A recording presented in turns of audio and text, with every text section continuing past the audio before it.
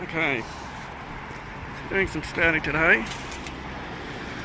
See, we've done some external brackets, some internal brackets going on here. A little bit more to do down this end. This is fascia and guttering. These are the new brackets for 2017. It's got a little bit of a spacer in there. It's got a little bit of a gap between the spouting and the fascia.